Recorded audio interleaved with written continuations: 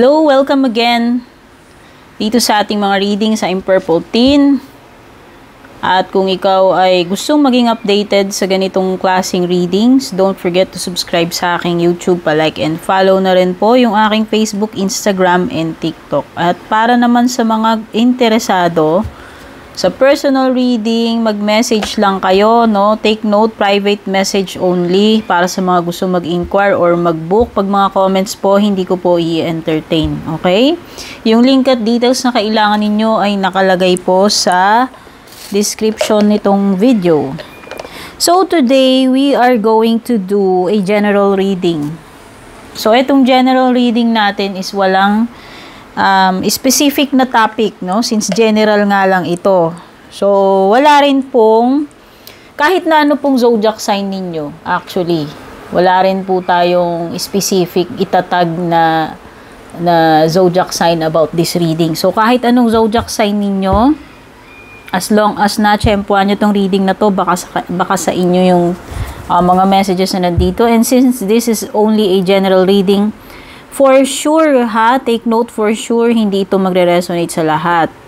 And just a disclaimer, ito ay card readings lamang, walang guarantee na ito ay totoo or magkakatotoo. So, kunin nyo lang ano yung mga tumutugma para sa inyo.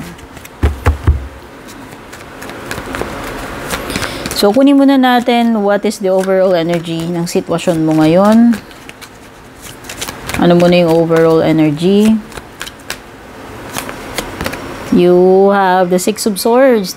So, pwedeng ano to? You are transitioning. You are transitioning into something better. Pwedeng better career, a better romantic relationship, a better place na tirahan. It could be anything. Basta ang mensahe nitong card na ito ay ikaw ay lumilipat sa mas maigi, mas maayos na kalagayan, place or sitwasyon, no? So, ano pa yung mga surrounding energies? Ano ba yung mga surrounding energies?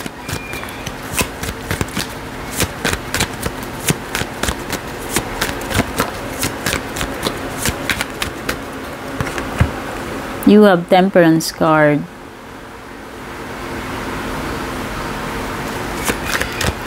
Pwedeng merong ano dito, Sagittarius. Whether you are Sagittarius o yung person na involved dito sa reading mo, sa sitwasyon mo ngayon.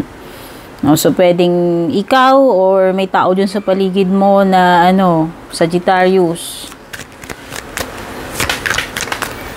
Timeless reading nga pala ito, guys. Nakalimutan kong i-mention. So, kahit kailan nyo po ito mapanood, hindi naman po mag-e-expire. You also have the Fool. Ang ganda. So, parang nakikipagsapalaran ka ngayon. Diba? Diba? Sabi dito na sa transitioning ka. So, pwedeng ganun. Hindi guaranteed sa'yo kung ano yung dadatnan mo, ano yung mga paparating sa'yo. Pero parang you are embarking on something new. Pwedeng ito ay nagsisimula ka or kakasimula mo pa lang into something. Yun nga yung mga binanggit ko a while ago. Pwedeng ito ay bagong career, like kung bagong kang pasok sa isang company, bagong position, bagong pakikisama, bagong romantic relationship, pwedeng iba-iba eh. So depende sa inyo, ano ba itong bago ngayon? Ano ba itong bago ngayon sa buhay ninyo?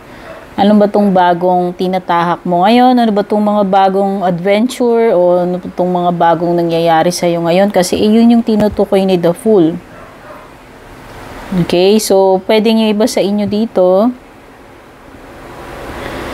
you have a tendency na maging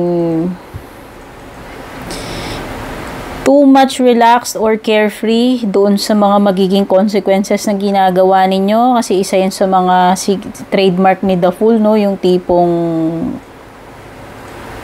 hindi niya iniisip kung ano yung mga susunod, basta ginawa lang niya. So, pwedeng ganun, no?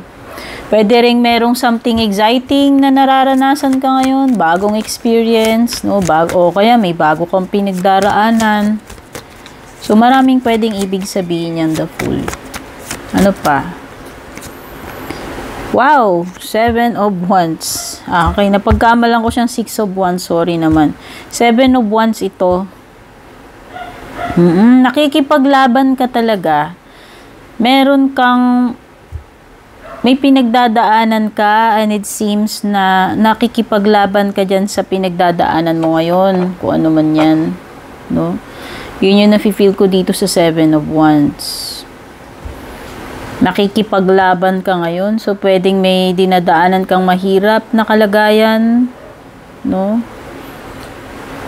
Patungkol man saan yan. Sa pera, sa career mo, sa negosyo, sa romantic relationship, etc. No? So, yan. Pwedeng ikaw ay may ipinaglalaban dito. Pwedeng ikaw ay nag-i-struggle dito sa pinagdadaanan mo at meron kang dapat pinaglalaban mo talaga. Lumalaban ka dyan. Ibig sabihin, pinipilit mong ma-survive or ma-overcome yung sitwasyon na yan kung ano man yung pinagdadaanan mo. Ano naman yung next possible na mangyayari tungkol dito?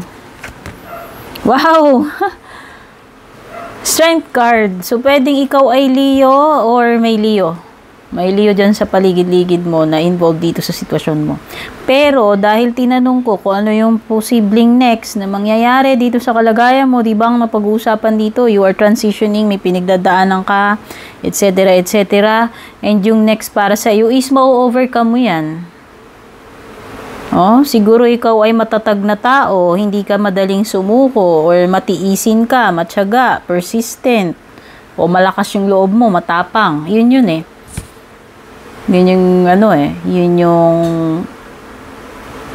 Yun yung pinaka-essence ni Strength card. So, ayan. So, ibig sabihin, yung mga susunod dito, kahit gaano man ka-problematic itong situation mo, mahirap, kung ano mang hirap yung pinagdadaanan mo, pagsubok, ma-overcome mo yan.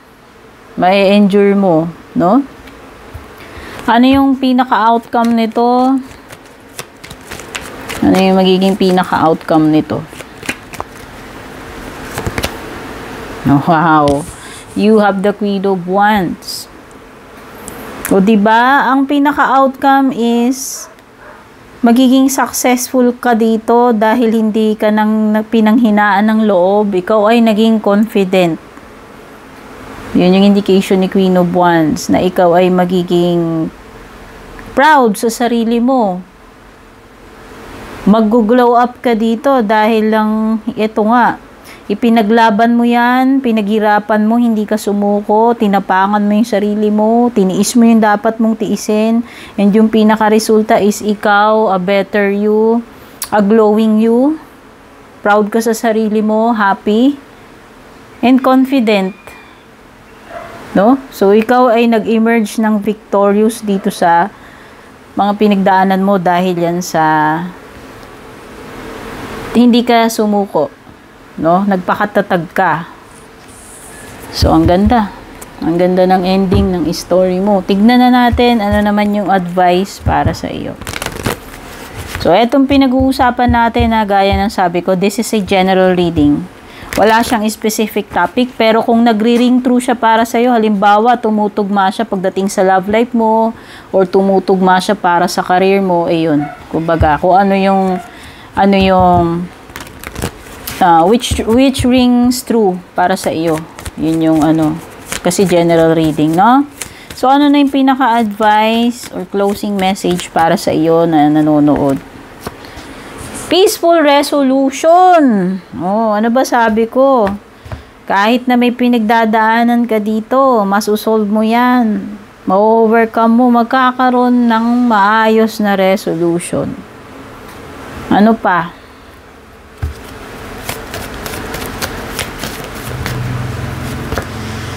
Helpful people. It's because meron din sigurong mga tao na hindi ka pinababayaan, no? Nakaalalay sila sa iyo. Ito yung mga taong sumusuporta, nagmamalasakit sa iyo. Okay, so pwede rin na indication ito na kung may mga bagay or sitwasyon na nahihirapan ka, pwede ka namang humingi ng tulong or pwedeng may mga magkukusang reach out sa'yo para i-assist ka, bigyan ka ng tulong to help you in times of need. O diba? So maraming salamat sa panonood nitong ating reading, at kung ikaw ay naka-resonate or natuwa ka, nagustuhan mo to, please don't forget to like and share. Take care at kita-kits sa ating susunod na reading.